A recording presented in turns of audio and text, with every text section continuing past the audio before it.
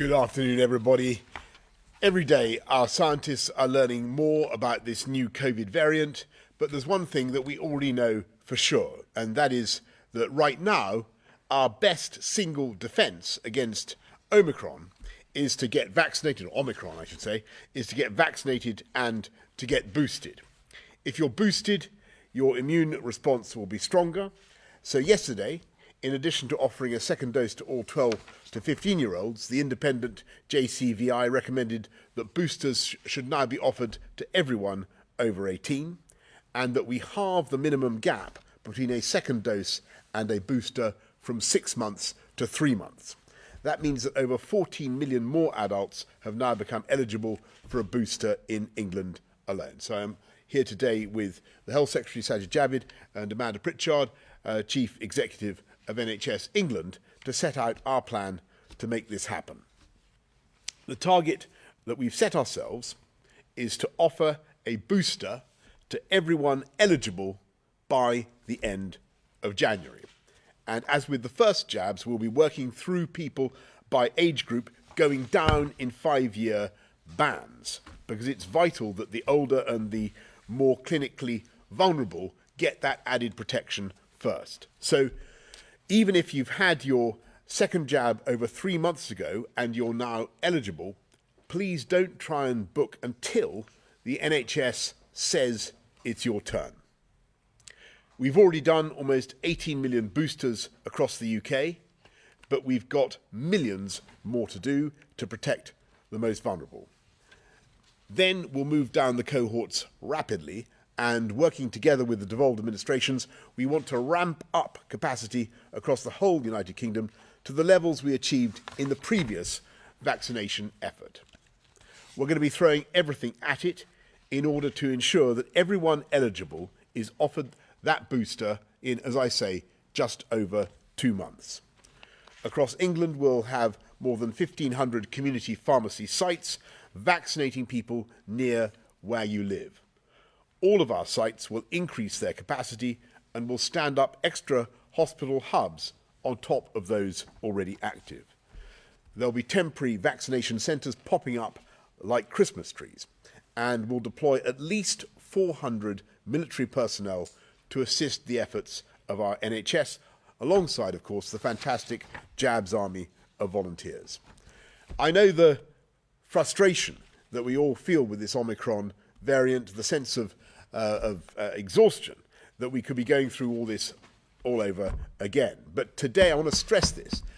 Today, that's the wrong thing to feel, because today our position is and always will be immeasurably better than it was a year ago. What we're doing is taking some proportionate precautionary measures while our scientists crack the Omicron code, and while we get the added protection of those boosters into the arms of those who need them most.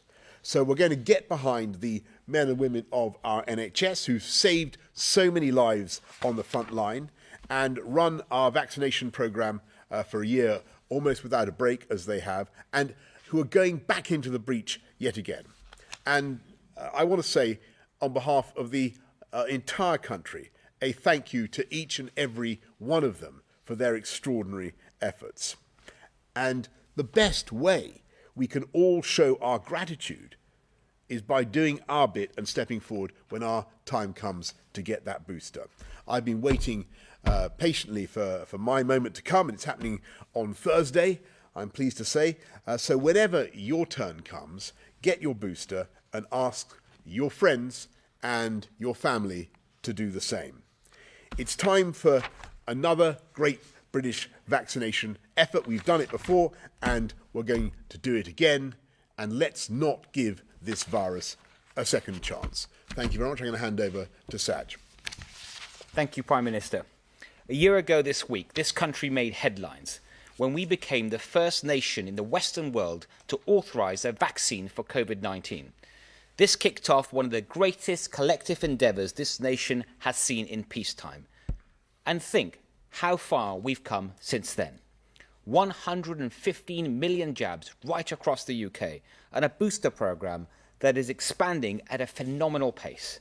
Today, we've hit that milestone of 18 million booster doses across the UK, and the daily number of jabs has gone up a third since the start of this month.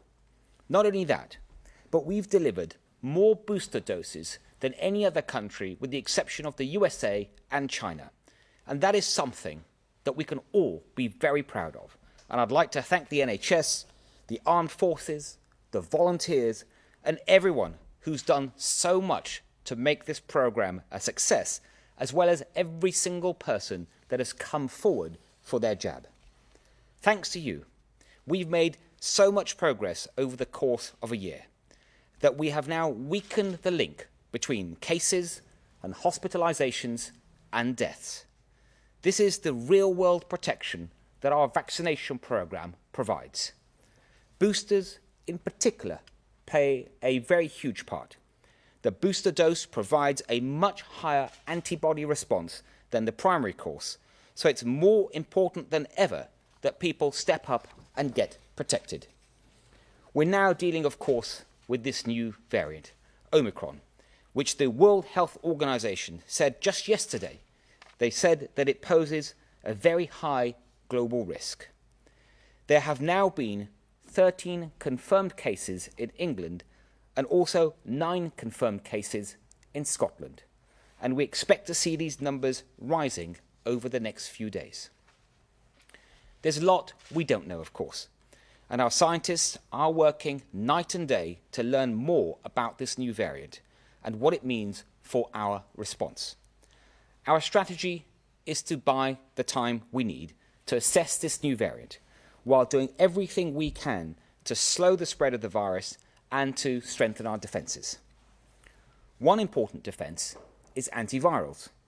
We've already secured hundreds of thousands of doses of 2 antivirals that have the potential to speed up recovery and to stop infections from progressing.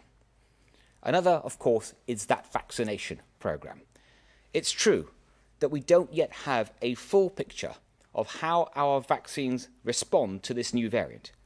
But although it's possible for them to be less effective, it's unlikely that they have no effectiveness against serious disease. So the best way that we can strengthen our protective wall is to get as many jabs in arms as possible. I asked the JCVI, our independent expert advisors, to look urgently at our vaccination programme in light of this new variant. And as the Prime Minister just set out, we'll be massively expanding booster doses in line with the JCVI advice. This includes halving the dose interval for booster jabs from 6 months to 3 months, expanding the booster doses to include all remaining adults aged 18 and above, and offering booster doses for people who are immunosuppressed. I'd like to thank the JCVI for acting with such speed in response to this potential threat. This means we're now able to put our booster programme on steroids and protect even more people even more quickly. We've got the jabs, thanks to the brilliant work of our vaccines task force, who've made sure that we've had a strong supply of vaccines all the way throughout this pandemic.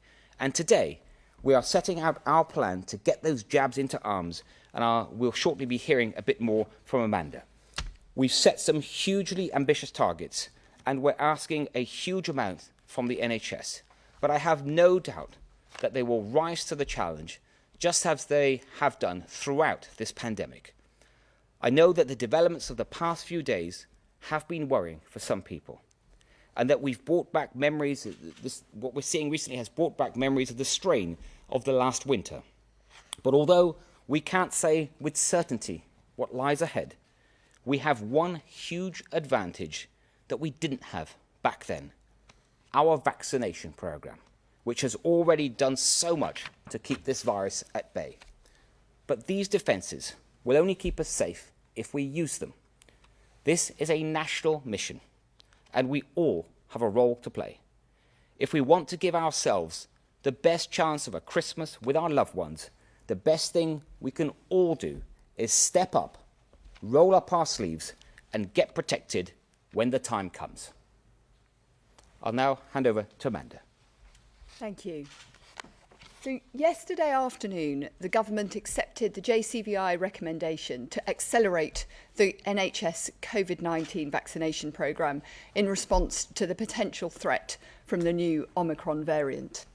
That's why I am writing to the NHS, setting out the steps we need to take to operationalise this new guidance.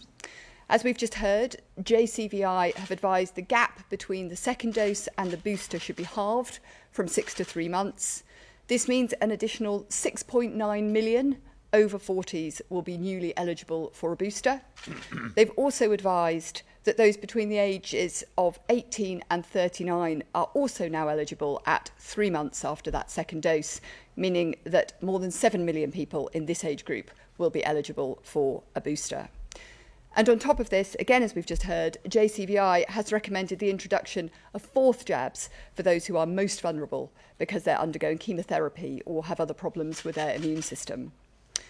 The NHS COVID vaccination programme was already in its most complex phase, and staff are now working at breakneck speed to respond to this, the biggest change in eligibility since the programme was launched.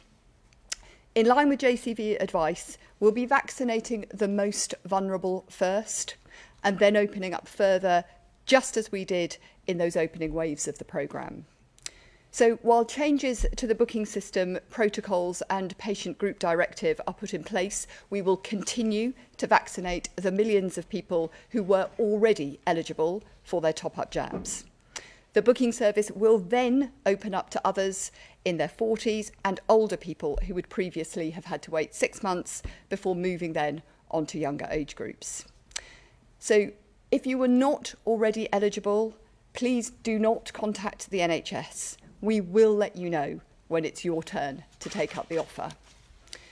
It is our intention to ensure that everyone eligible for a booster is given the chance to book one before the end of January. To make this happen, we will need to expand vaccination capacity right across the NHS. Hundreds of hospitals are, of course, already jabbing their own staff. We're now asking them to vaccinate other local NHS workers, eligible patients and social care staff as well. Around 30 hospitals are already offering jabs to the public through the National Booking Service, and dozens more will be coming online from early next week. Our hard-working GPs, community pharmacists and their primary care colleagues have delivered the lion's share of the vaccination so far. We're looking at how we can help them to do even more jabs by cutting other burdens on them to free up clinicians' time. And we will ensure that they are properly rewarded for their efforts, particularly when they take time to visit vulnerable, housebound patients who can't travel to vaccination sites. So the payment for standard delivery of vaccinations will increase to £15 a shot until the end of January. To increase capacity on Sundays, when many community pharmacists are not usually open, we'll offer an additional £5 a shot. And to ensure we're prioritising the most vulnerable, we'll offer a £30 premium for vaccinations delivered to the housebound until the end of next month. The CQC have agreed to continue their pause on routine inspections of general practice to help free up clinicians' time. And we're also looking at whether we can safely reduce or even eliminate the 15-minute wait after the jab is delivered, so we could potentially increase the number of people able to get jabs every day in smaller sites like pharmacies. We now have nearly 3,000 sites available across the country. That's almost double the number that we had back in February. But to help make it quicker and easier to get a jab, local areas will also be using mobile vaccination units, which can allow people to get protected basically on their doorsteps.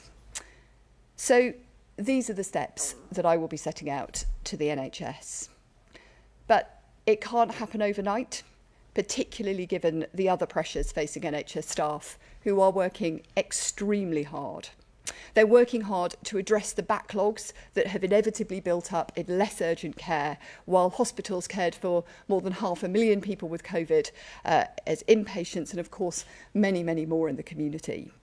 They're working extremely hard to deal with the rebound in demand for urgent emergency care, and of course they are working extremely hard to care today for those thousands of patients in hospital and in the community with COVID.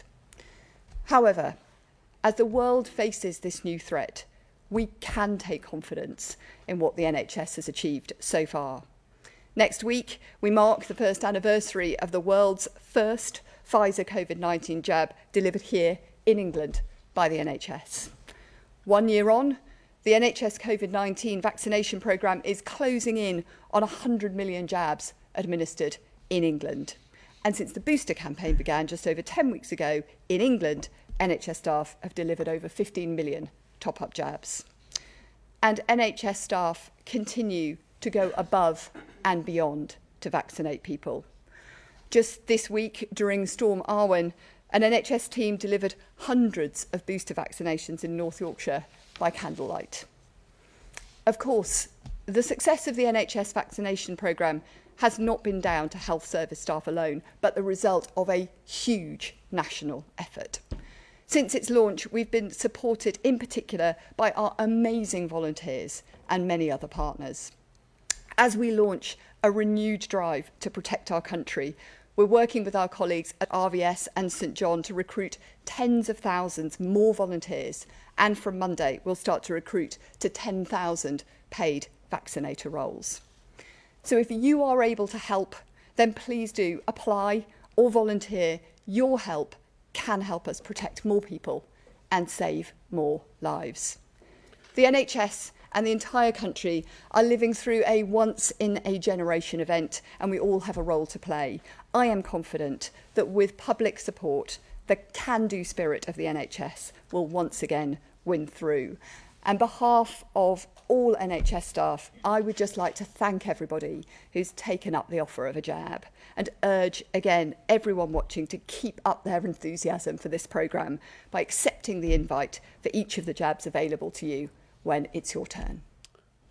Thanks very much, Amanda. Let's go to questions from the public first. Alex from Surrey asks, given that the Omicron variant spreads more in crowded and unventilated spaces, why are you not expanding the face covering requirement to higher risk indoor settings such as cinemas and theatres, given these settings are of greater risk than shops and transportation? Well, Alex, thank you very much for that. And that's a question that's been asked a lot in the why aren't we doing face coverings all over the place? And the answer is that we're trying to take a balanced and a proportionate approach, Alex, slowing down the spread of Omicron while we get to the bottom of the exact effect that it has. But Sajid, anything you want to add on that? No, that's right, PM. And of course, we keep all this under review, but we still don't know enough about the variant to understand properly its spread compared to Delta. But as we learn more, we will certainly share that. Thank you.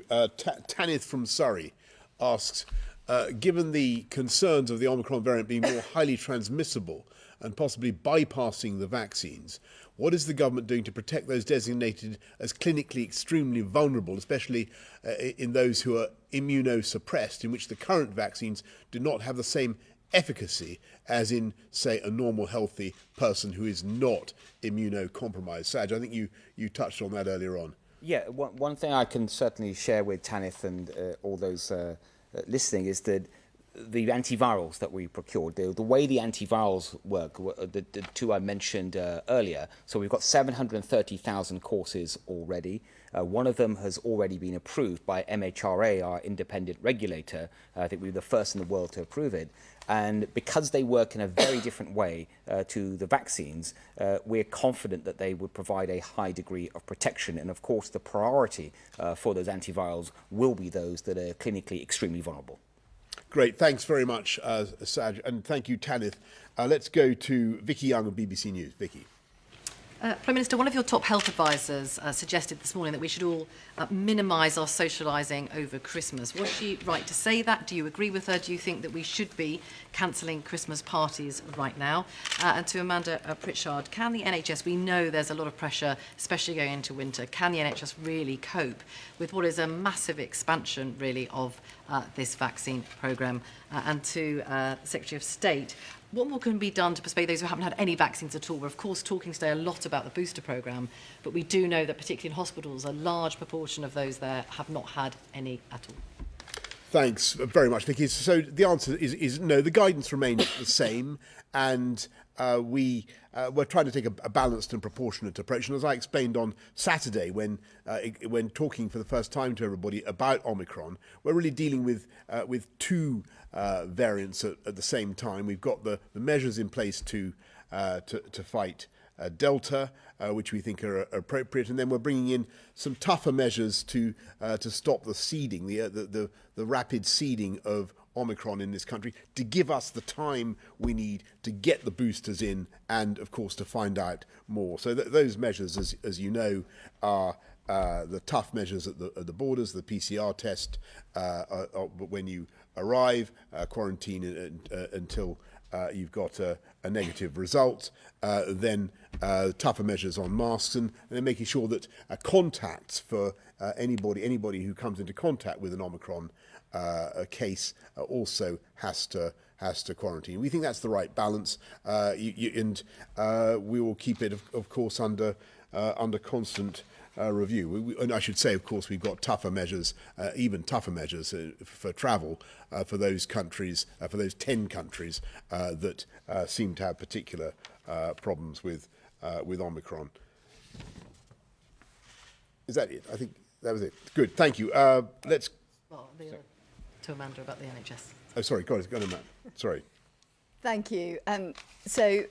Look, I think there is absolutely no doubt that this is the most complex part of the vaccine rollout programme so far. And NHS staff have done, I think, an incredible job. They've stepped up every time there's been a change and responded magnificently through the whole of the past year as the programme has expanded and changed. So I have absolutely no doubt that they will again. On winter, you're absolutely right to say there is significant pressure. I've mentioned some of the pressures on urgent emergency care, as well, of course, as continuing to try and deal with some of the backlogs that were inevitably created across the last 18 months of the pandemic. But whilst we are supporting them with that, we have said very consistently we are expecting this to be a difficult winter. But last year, let's not forget what they achieved, stood up to the second massive increase in COVID cases, began that life-saving, vital rollout of the vaccine programme, and of course dealt with all of the usual winter pressures as well. So I think we can take great comfort from what the NHS has done over the last year and a half, and certainly what I see across the NHS is a huge number of people pulling out absolutely all the stops to do the right thing for their patients. Absolutely right. So, Emily Morgan of ITV. Prime Minister, should people be taking your advice or the advice of one of your scientific advisors who said we should be limiting unnecessary social contacts? Can you see why people are confused? And to you, Amanda, even if you did 3.5 million booster jabs every single week, it would still take until mid-February, by my calculations, to get through all those who are eligible. How are you going to do it by the end of January?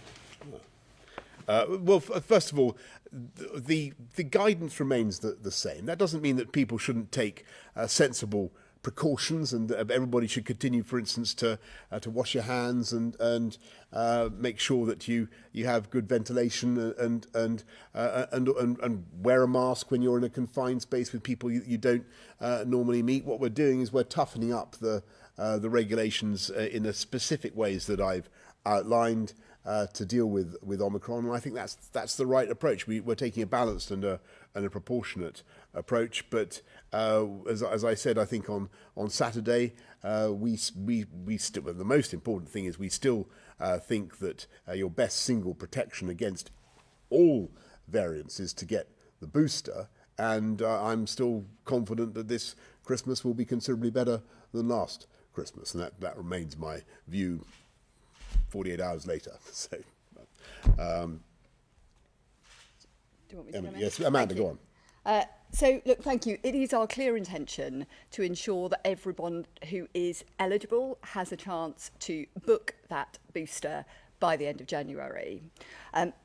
In order to achieve that, I've set out a whole range of things we're going to be doing.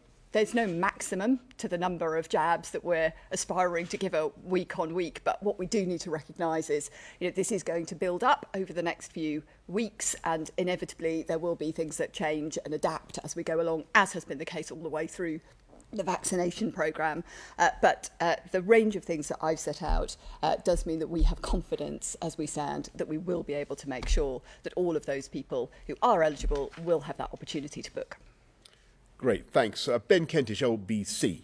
Thank you. Amanda, just briefly, to meet that target by the end of January, you need about 30 million doses. Could you just confirm that there's no issue with supply of the Pfizer and Moderna jabs when it comes to that? Health Secretary, if I could just ask you briefly about the restrictions that came in today. Governments in many European countries have advised their citizens to wear not just face coverings, but specific FFP2 or N95 medical grade masks because they're much better at protecting both the wearer and the people around them. As the rules on masks are tightened today, would that be your advice to people here too? And Prime Minister, people could be forgiven this week for asking when this is all going to end. Obviously, we know it's not imminent, and the Omicron variant raises a lot of uncertainty. But can you give people some hope that the day when we won't have to wear masks, we won't have to test or quarantine, when restrictions can be lifted, when that day may come, clearly there's uncertainty. It's been reported the government was planning initially for it to be potentially next March. Is that still the case, or does Omicron set that back? Thank you. Thank you. I think, Amanda, you're first. Well, look, thanks to the outstanding work of the vaccine task force, I am reassured that we absolutely do have the supply we need. Saj? Yeah, on the face coverings, there's already guidance on face coverings, including the types of face coverings that are recommended, and we see no need to change that. I just want to touch, if I may, PM, on Vicky's question earlier on those that are unvaccinated. It's right to point to that. There's some 5 million people throughout the UK that haven't even had one jab, and they really are putting themselves in harm's way, and their loved ones, and we really urge them to come forward. And it is right also, when you look at hospital admissions, that it's a disproportionate number of people that haven't been vaccinated. Sadly, for example, if you look at all the pregnant women that are in hospital because of COVID, almost every single one is unvaccinated. So it's really important that people come forward, and that evergreen offer of a vaccine, whether it's for your first dose or your second dose, will always be there, and we're urging those people to come forward as well.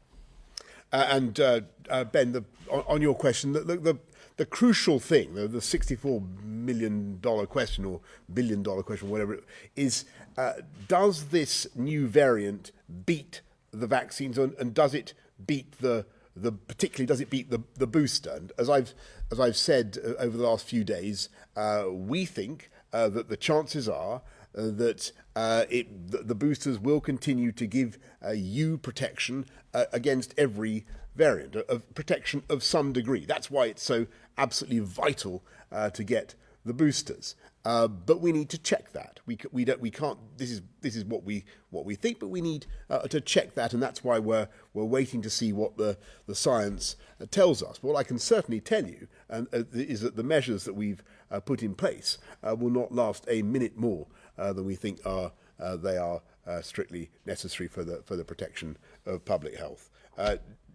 Jason Groves, Daily Mail. Thanks. Mr Javid, you said I think there's now 13 cases. Do you think it's likely that we are now seeing community transmission in England and the rest of the UK? Ms Pritchard, could you tell us a little bit more about what the troops are going to be doing in this rollout? And Prime Minister, you talked about a proportionate response, but we are seeing people responding to the news they're seeing by cancelling Christmas parties, scrapping nativity plays. Would you urge them to think again and get this in perspective? Yeah, Yeah. First of all, on cases, the cases that we identified at the weekend, at the start of the weekend, we were able to confirm quickly that they were linked to travel to South Africa. They were also part of one sort of family cluster. The recent cases that we've confirmed today, we're not able to say whether or not at this point, because we don't know. We're doing that work right now at speed to determine whether they all have a link to South Africa or not. Is there likely to be community transmission? I think we have to be realistic. There is likely to be, as we're seeing in other European countries. And also, as I said earlier, that we would expect cases to rise as we now actively look for cases, because now having identified the variant and our concerns around it, UKHSA is actively looking back at anyone who's travelled to South Africa over the last 10 days or so and searching for these cases and taking action, of course, if they find them. Thanks. Thank you.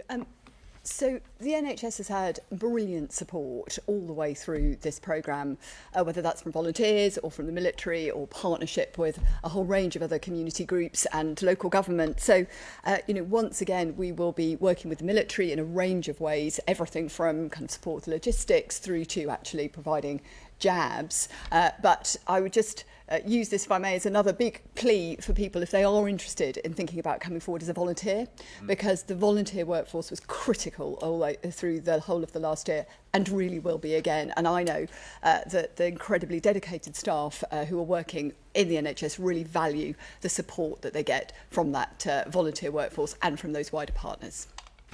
Thank you. Yes, and Jason, just on your point about Christmas parties and nativity plays, we don't want people to cancel such events. We think that overwhelmingly the best thing for kids is to be in school, as I've said many times throughout this pandemic. What we're doing is trying to take a balanced and proportionate approach to the particular risk that seems to be posed by Omicron, or certainly is posed by Omicron, focused in particular on measures at the borders, and we think that's the right way to go for the time being, until we know more and until we can get more boosters, as we've been saying, into people's arms. Can we go to Jasmine Cameron Chileshi of the FT, please? I just had a couple of questions on the new restrictions.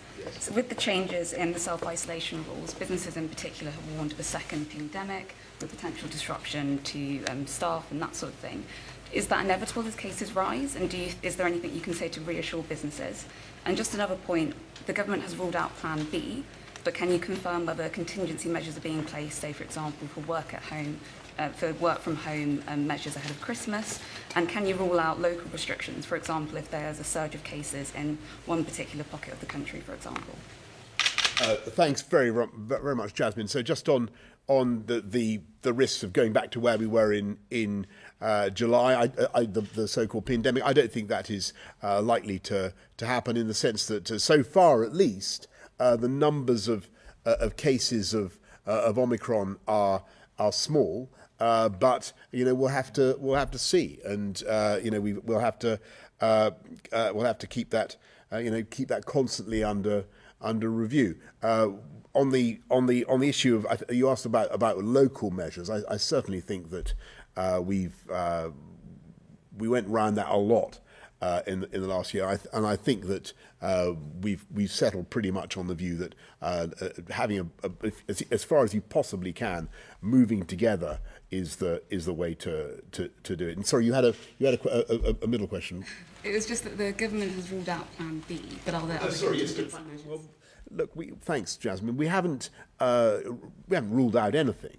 I've got to tell you. I think another lockdown of the kind that we've had before is extremely unlikely. I'll be upfront with you about that. But we keep everything under constant review in our fight against the Delta variant. We think that it's basically been going our way, or going the way that we planned. So you're seeing, although cases remain high or high-ish, you're seeing a decline in the numbers of admissions to hospital and a decline in the number of deaths, and that's the crucial thing that we've been following. So at the moment, we see no cause to move to Plan B, but as I've said to you many times before, we've got to keep that under review. But the measures we're talking about to deal with Omicron are as I've said, distinct. Last to Joe Mays of Bloomberg.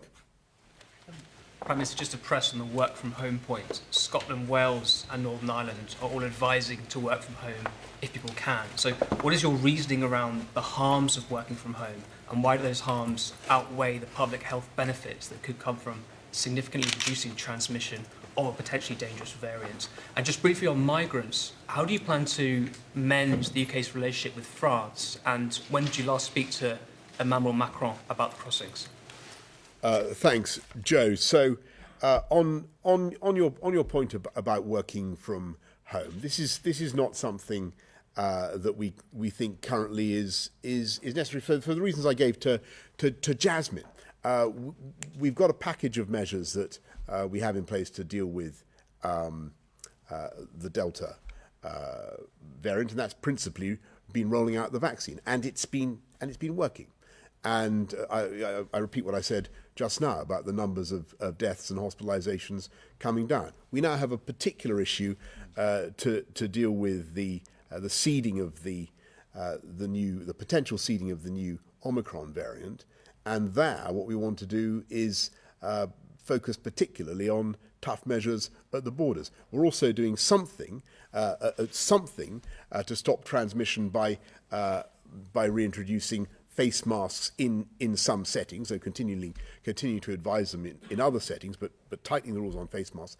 And the reason for not proceeding, as it were, with the full Plan B, or proceeding with Plan B, is we want to take an approach that is proportionate and balanced and suits the needs of the present risk. And of course we will change things as necessary, but what we're looking for is the first real reassurance that we need that the vaccines are efficacious against this variant. Even if the efficacy, the effectiveness is reduced, it's still very important to know that whether they're effective or not. And in particular, we need to know quite how effective the boosters are. As I've said, we think there are good grounds for believing that the boosters will give you, under all circumstances, the protection that you need, considerable protection. That's why